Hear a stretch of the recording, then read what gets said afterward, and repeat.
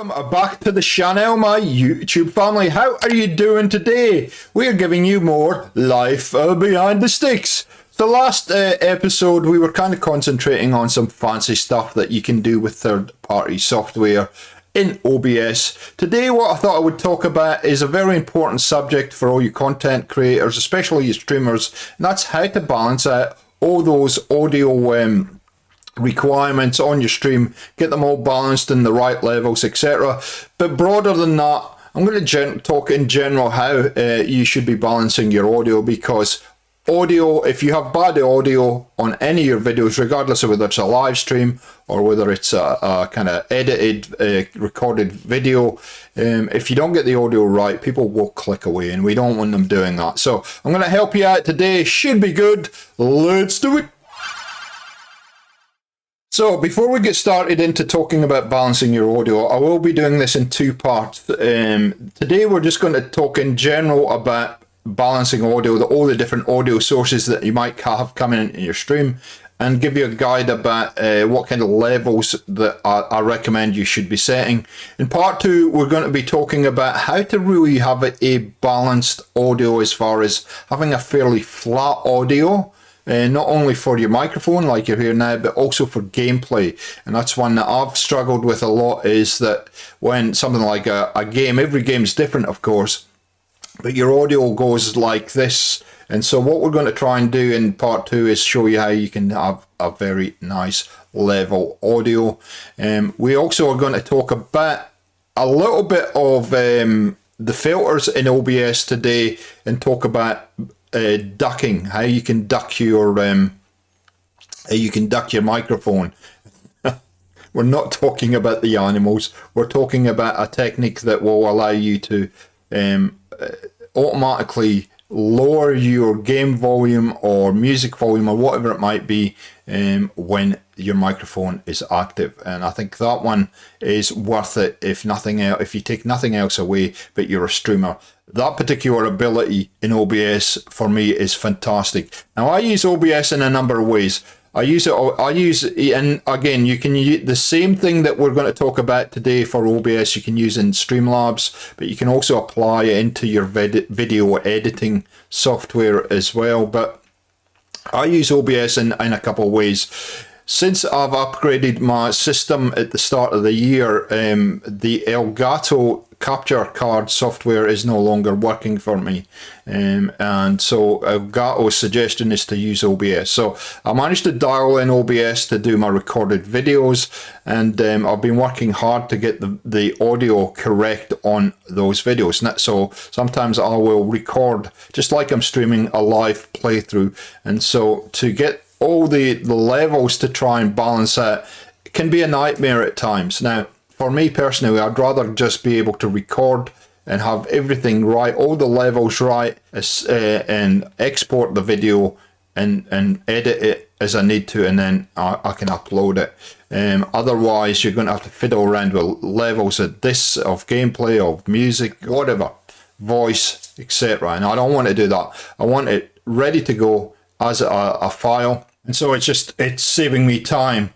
It's so much easier just to get it recorded at one hit, quick little edit, and then you can upload it to whatever platform you need to. So that's what we're going to try and achieve today. So let's go over to show you the audio mixer in OBS, and I'll talk you through a little bit about how that works, and then we can talk about how to get the levels, the recommended levels, correct. Okay, so here we are in OBS. Now you see the audio mixer down here. I don't know if you know this, but you can actually pop this out.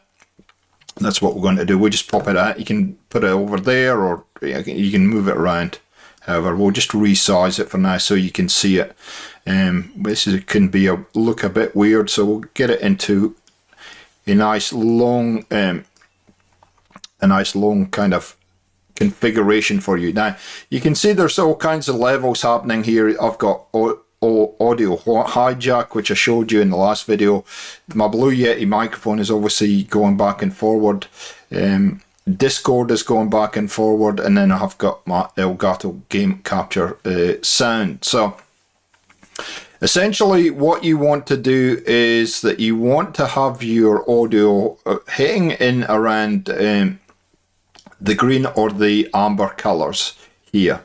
And depending on what audio source that you're using, and I've got several here, it will depend on where the levels sit. And I'll give you a graph on that in a second, but just be aware that even though I'm clipping into the red, that's fine. It's the audio isn't actually physically clipping.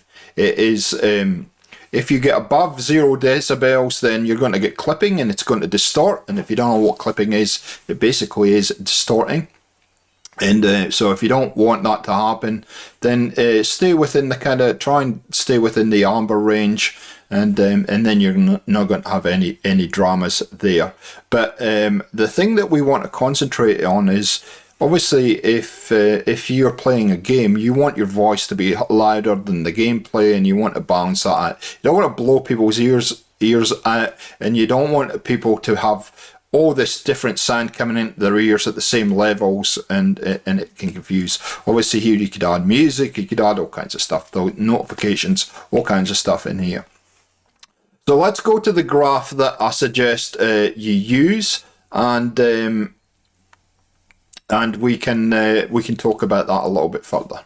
Okay, so this is purely a guide for you to work with. So obviously everybody's setup is going to be slightly different, or your mic's going to be slightly different. It's going to be set up. So these are kind of very kind of wide guidelines to let you set up, and then you can tweak from there. My suggestion is, if you're using OBS, use the you can actually do a private recording and then listen to the levels, and then just tweak them as you need them. So for background music, you should be looking anywhere from what's that, minus 60 decibels right up to about minus 30 roughly. Now again, with music, it's a difficult one because it depends on the type of music that you're using. So obviously something that's kind of quiet and serene, maybe classical or whatever, you can afford to have the level much louder.